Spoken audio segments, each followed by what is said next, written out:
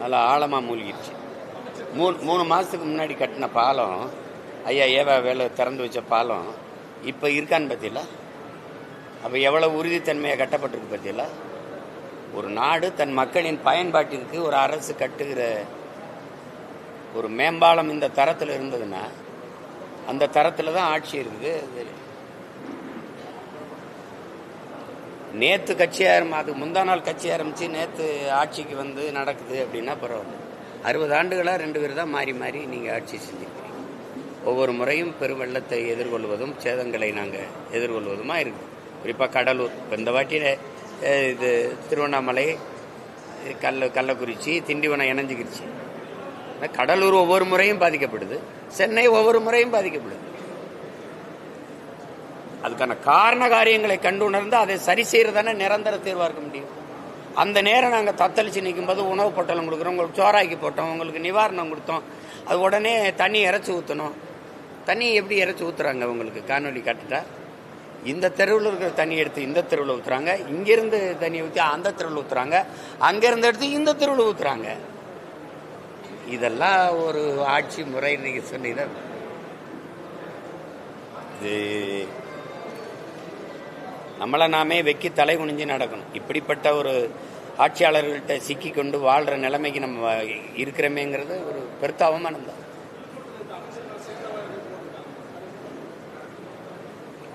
அது செலவுக்கு போட்டால் போயிடும், அது துவைச்சா போயிடும். ஆனால் அவங்களால ஏற்பட்ட இந்த நாட்டுக்கும் மக்களுக்கும் ஏற்பட்ட தீமைகளை யார் துடைக்க? சொல்லுங்க, நீங்க சொல்லுங்க. மண்ணை மக்களை பேரன்பு கொண்டு காதலிக்காதவன்கிட்ட வந்து ஆட்சி போகக்கூடாது. ஒரு பெண்ணை தன் உயிருக்கு மேலாக நேசிக்கிறவனுக்கு கட்டி கொடுத்தாதாங்க அந்த பொண்ணை வச்சு ஒழுங்கா வாழ்வான். ஊதாரி பயல்களுக்கு கேவலம் கட்டவன், கேடு கட்டவன், குடியாரன், சூதாடி கட்டி கொடுத்தா எப்படி இருக்கும்? அந்த கதை தான் இது. 60 ஆண்டுகளா என் மண்ணை வந்து மண்ணுனா என்னன்னே தெரியல. தாய்ப்பாலும் தண்ணீரும் உங்களுக்கு மலிவா கிடைக்கிறதுனால இந்த மண்ணை எவனும் மதிக்கிறது இல்லைன்னு ஐயா வைரமுத்து அவர்கள் எழுதின கவிதையை தான் சொல்ல வேண்டியது. அவனுக்கு அது அருமை புரியல. காலுக்கு கீழே மிதிப்படுறதுனாலே இந்த மண்ணை அவனுக்கு சாதாரணமாக பட்டுருச்சு. இது மண்ணா? தாயின் மடி இல்லையா? எல்லாத்தையும் வெட்டி தின்றணும். மலையை வெட்டி தின்றணும், மரத்தை வெட்டி தின்றணும், மண்ணி தின்றணும், பூமியை குடஞ்சி ஈத்தேன் எடுத்துடணும். அப்புறம் என்ன இருக்கும்? அப்புறம்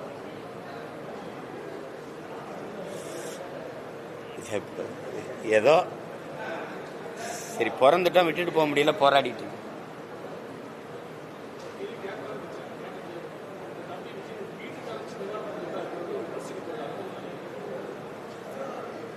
கொடுக்கணும்னு நினைக்கிறாரு. இப்போ என்னை மாதிரி இப்போ நான் 7-8 தேதியில் போய் களத்துக்கு போவேன். நான் ஏற்கனவே போய் நிற்பேன் மக்களோட மக்களாக. அவரால் போய் அப்படி நிற்க முடியாது, பிரச்சனை இருக்குல்ல. அவர் போய் அங்கே நின்னா பாதிக்கப்பட்ட மக்களின் கூட்டத்தை விட அவரை பார்க்கணுங்கிற கூட்டம் அதிகமாக வந்துடும். அப்புறம் அந்த பிரச்சனையை வேற சமாளிக்கணும். நீங்கள் அங்கே போய் கூட்டம் கூடி அதனால வந்ததுன்னா பாருங்க, அவரை பார்க்க இவ்வளோ பேர் கூட்டிட்டாங்க, அந்த பாதிக்கப்பட்ட மக்களுக்கு உரிய அளவில் செய்ய முடியல இதெல்லாம் அப்படின்னா அதுக்கு ஒரு விமர்சனத்தை வைப்பீங்க. அதனால அவர் சரி உதவணுங்கிற எண்ணம் இருக்கு, அதுக்கு நீங்கள் பாராட்டணும். சரி அதை கூட மற்றவங்க செய்யல. சரி அவராது வர வச்சு கொடுக்குறாரு. உதயநிதியோட பிறந்தநாள் கொண்டாடிட்டு இருக்கிறத எப்படி பார்க்குறீங்க? உதய விழா அதை எப்படி பார்க்குறீங்க நீங்க? சொல்லுங்க. அதில் போய் மாண்புமிக்க அமைச்சர் பெருமக்கள்லாம் கலந்து கொண்டு பாராட்டி பேசுறதெல்லாம் எப்படி பார்க்குறீங்க? அவங்க தாத்தா நாங்கள் செத்து ஈழத்தில் விழும்போது ஒரு தெருவில் பறையோசை கேட்கும்போது, சாவுப்பறை கேட்கும்போது இன்னொரு தெருவில் மங்கள ஒளியும் கேட்டிருக்கிறது அப்படின்னு நினச்சிக்கிறதா? அதே இதை இதுக்கு பொருத்திக்கிறதா? எப்படி அவராவது மற்றவங்களுக்கு கொடுக்கணும்னா நினைக்கிறாரு. இது சரி வர வச்சாது ஒரு அரிசி பருப்பு ஏதோ ஒன்று கொடுக்குறாரு, வேட்டி சேலை கொடுக்குறாரு, ஏதோ ஒன்று. அதை அந்த எண்ணத்தை நீங்க பாராட்டத்தானே வேணும்.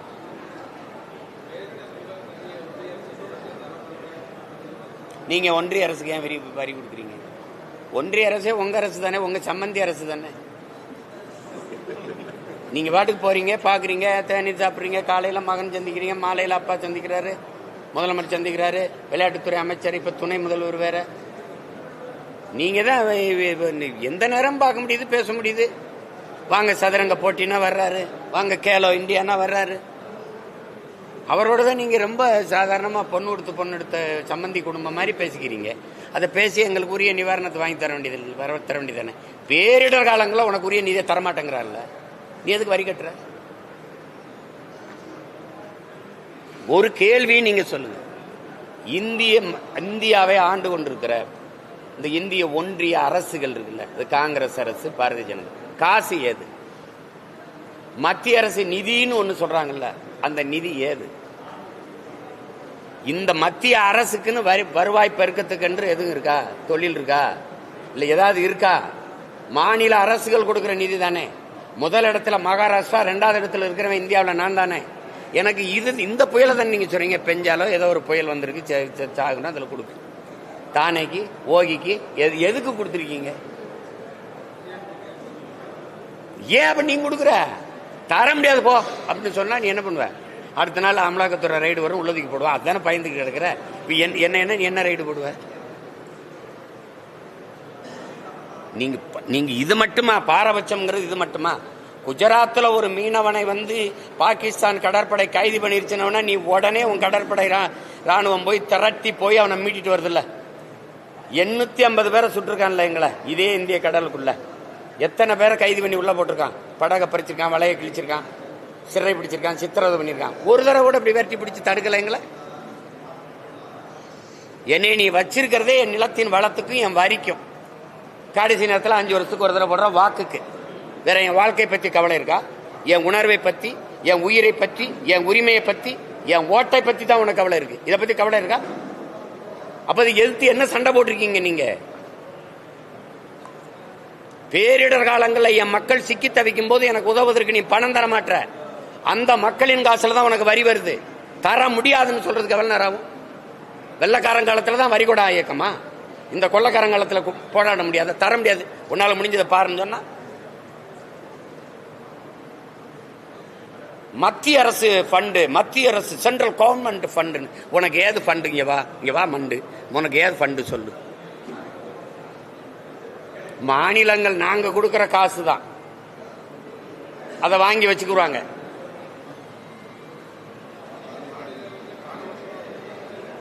அதுக்கு நீங்க என்ன சண்டை போட்டீங்க? என்ன சண்டை போட்டீங்க? கூட்டணி வச்ச ஐயா சந்திரபாபு நாயுடைய மாநிலத்திற்கும், கூட்டணி வச்ச ஐயா நிதிஷ்குமார் மாநிலம் பீகாருக்கும் ஆந்திராவுக்கும் நிதிநிலை அறிக்கையில ஒதுக்கப்பட்ட நிதி எவ்வளவு தான் உங்க எல்லாருக்கும் தெரியுமே. 40 பாராளுமன்ற உறுப்பினரை போய் வச்சுக்கிட்டு அங்க என்ன பண்ணீங்க? ஏன் இதை கேட்கல? சரி, போன தடவை தூத்துக்குடியில சிக்கணும்ல, அப்ப பேரிடருக்கு நிதி தந்துருச்சா? தரல. இல்ல, அதை எந்த இடத்துல போய் எழுப்புனீங்களா? இந்த பாராளுமன்றத்தில் கேள்வி எழுப்புனீங்க, பேசுனீங்களா? ஒவ்வொரு முறையும் நீ இதே செய்றீங்களா? அப்புறம் நீங்க கேட்க வேண்டியவங்கிட்ட விட்டுட்டு பாவம் இந்த திருப்பூர்ல சிக்கிட்டான் சீமான் வச்சுட்டு என்னைய போட்டு சொல்லிட்டு கூடாது. புரியுதா? நானும் உங்களோட கூட்டத்தோட கூட்டமா இருந்த அழுகிற ஆள் தான், என்கிட்ட ஒன்றும் இல்லை. அது ஆனா என்ன பண்றது? பாவப்பட்ட மக்கள் கூட்டத்தில் நான் ஒருத்தர் நின்று அழுகலாம். அதுதான் நம்ம செய்ய முடியுது. வேற என்ன செய்ய முடியுது சொல்லுங்க?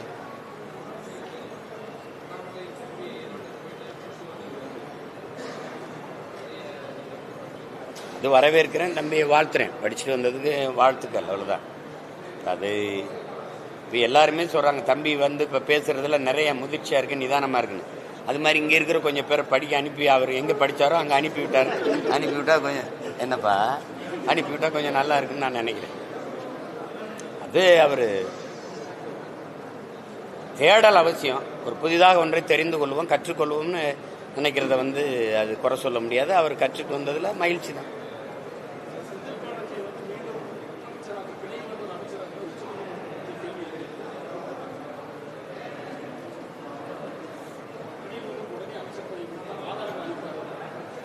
இந்த குதிரை பந்தயம், இந்த கார் பந்தயம் எல்லாம் நீங்க எப்படி நினைப்பீங்க? உங்களுக்கு தெரியும், எப்படி சொல்லுவீங்க? அதெல்லாம் பணக்காரங்க வேலை. அது மாதிரி இது இந்த பெரியவங்களுடைய பஞ்சாயத்து, அதில் நம்ம ஆலமர பஞ்சாயத்து, நம்ம போய் அதில் பேச முடியாது. இப்போ இதெல்லாம் இவ்வளவு நாள் என்ன பண்ணுச்சு? அவங்க பேசி தானே வெளியில் எடுத்துட்டு வந்தாங்க. இப்பதான் அவர் மந்திரியானது தெரியுமா? அவங்க சொல்லுங்க, நீங்க சொல்லுங்க. நீங்க இங்கே ஐயா பொன்முடியுடைய பதவியை ஒரு நீதிமன்றம் பறிக்கும். ஒரு 3-4 மாதம் கழித்து திருப்பி அதே வழக்கு, ஒரே நாடு, ஒரு இன்னொரு நீதிமன்றத்துக்கு போனோன்னா இல்லை அதெல்லாம் ஒரு மந்திரியாக இருக்கலாம்னு. இது மாதிரி உலகத்தில் ஒரு நாடும் சட்டமும் நீதியும் நீங்கள் எங்கே பார்த்துருக்கீங்களா? ஒரு வழக்குக்கு 3 நீதி இருக்கும். கீழமை நீதிமன்றம் குற்றம்னு சொல்லும், இந்த உயர் நீதிமன்றம் விடுதலைன்னு சொல்லும், அப்புறம் உச்ச நீதிமன்றத்துக்கு போனீங்கன்னா அது குற்றம்னு சொல்லும்.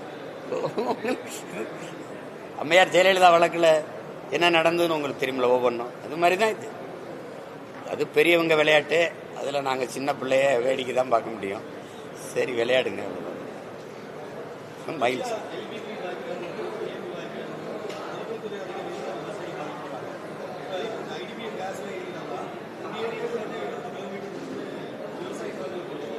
என்கிட்ட கேள்வி கேட்குறீங்களா? அந்த கோபம் எங்க? நீங்க கொண்டு போய் என் மக்களுக்கு சொன்னீங்களா? கேரளாவில இருந்து தானே வருது இந்த கையில் எரிவாயு, இந்த வாயு. அப்ப கேரளாவில இருந்து தமிழ்நாட்டுக்கு எப்படி வருது? சாலை வழியே. சாலையில இருந்து இங்க எங்க போகுது? கொச்சினுக்கு எப்படி போகுது? சாலை வழியே. ஏன் நிலத்துல மட்டும் ஏன் நஞ்சை பழந்த மாதிரி 2ஆ பிளக்குற? நான் கேட்டேன் போராடிட்டு இருக்கும்போது. இந்த எங்க வழக்கு வாங்கின எங்க அண்ணன் எல்லாம் நிக்கிறாங்க. நாங்க இந்த குழாயை தூக்கி பொறிச்சு போட்டோம். அம்மையார் ஜெயலலிதா காலத்துல எல்லாரும் மேலே வழக்கு. நான் எங்க அப்பா அந்த மாதிரி, எங்க அப்பா மாதிரி இந்த போராடின விவசாயிகளோட போராடுவோம். அப்பா எப்படிப்பா நீங்க இதுக்கு அனுமதி கொடுத்துருங்க? என்னையா தண்ணி உள்ள போகுதுன்னு. அப்ப தண்ணி தானே போகுது, பூமிக்குள்ள போயிட்டு போகட்டும்னு நாங்க சரின்ட்டோம். கடைசியா தானே தெரியுதுப்பா அது எரிவாயு அப்படின்ட்டு. அது எப்ப பிரச்சனையாகுதுன்னு பாத்துங்க. இந்த காற்று, இந்த கையில் எரிவாயு போற அந்த கையில் நிறுவனம் கொண்டு போகுது, அந்த காற்று பூமி கீழே இருக்கிறது. ஒருவேளை விவசாயி அந்த பயன்படுத்துறாரு பாருங்க நிலத்துல, அதுல ஏதாவது பாதிப்பு ஏற்பட்டு அந்த வாயு கசிஞ்சு அதனால ஒரு பேரிடர் நிகழ்ந்தால் அதற்கு அந்த நிலத்தின் உரிமையாளரே பொறுப்பேற்க வேண்டும்ங்கிறது சட்டவரை விதி. இந்த மாதிரி குற்றத்துக்கு இவருக்கு அதிகபட்சம் மரண தண்டனை கொடுக்கலாம்ங்கிறது. இதை படிக்கும் போது எங்க ஆளுக டேய் என்னடா நிலத்தையும் பறிச்சுக்கிட்டு எங்களை தூக்கல வேற போடுவீங்களாடான்னு அப்பத்தான் எங்க ஆளுகளுக்கு முழிப்பே வருது. புரியுதா? அது மாதிரிதான் இதை பதிச்சுக்கன்னு சொன்ன பெருந்தகை ஐயா கலைஞர் அவர்கள் தான், கருணாநிதி அவர்கள் தான். இதுக்கு வழக்காட போனது யாரு தெரியுமா? நாங்க போன அந்த வழக்கு அங்கே உச்ச நீதிமன்றத்துக்கு போச்சு. அந்த வழக்கு இந்த கையில் எரிவாயு வேற பக்கமா சாலை வெளியே மற்ற மாநிலங்களை புதைக்கிறது போல சாலை வெளியே நெடுஞ்சாலை வெளியே கொண்டு போங்கன்னு சொல்லி வழக்கு. அதுல அம்மையார் ஜெயலலிதா ஆட்சியில் இருக்கும்போது அவங்களுடைய அரசு தரப்புல ஒரு வழக்கறிஞர் வாதிட போறாங்க. அந்த வழக்கு நீதிபதிகள்லாம் உட்கார்ந்து இருக்கும்போது மூத்த வழக்கறிஞர் போகாம, எந்த பிரச்சனை? இது மக்களின் பிரச்சனை. மக்களின் பிரச்சனைக்கு மூத்த வழக்கறிஞர்கள் போகாதனால அவருக்கு கீழே இருக்க உதவியாளர்கள் அனுப்பினதுனால எங்க உங்க சீனியர், எங்க உங்க மூத்தவருங்க, அவர் வேற இது வழக்குக்கு போயிட்டாருன்னு எரிச்சல்ல வெறுப்புல நீ புதைச்சு பூமி வயலுக்குள்ளே புதைச்சிட்டு போடான்னு தூக்கி போட்டுட்டேன். இது யாராவது மறுக்க சொல்லுங்க. ஆனா இதே அம்மையார் ஜெயலலிதாவுக்கு அங்கு பெங்களூர்ல வழக்கு வரும்போது நீதிமன்றம் திறக்கிறதுக்கு முன்னாடி அதிகாலையிலேயே படுத்திருந்து எல்லா மூத்த வழக்கறிஞர்களும் போய் வாதிட்டது 2 இருக்கு. அப்போ தனக்கு ஒன்று பிரச்சனைனா, மக்களுக்கு ஒரு பிரச்சனைனா பாரபட்சமா அணுகிற ஆட்சியாளர்களை வச்சுக்கிட்டு நீங்க எப்படி சரி பண்ணுவீங்க? எப்படி சரி பண்ணுவீங்க? கீழே கையில் எரிவாயு போகும், மேல உயர் மின் அழுத்தம் போகும். என்னப்பா விவசாயம் எங்களுக்கு நாங்க எப்படி விவசாயம் பண்றது சொல்லுங்க நீங்க? அவ்வளவு அறிவானவர்கள்ட்ட நம்ம ஆட்சி அதிகாரங்களை கொடுத்துட்டு அப்புறம் அழுது பயன் இருக்கு? ஒன்றும் செய்ய முடியாது. நீங்க எல்லா கேள்வியும் என்கிட்ட கேட்குறீங்க. இன்னும் ஒரு 2 வருஷம் கழிச்சு கேளுங்க. காங்கயம்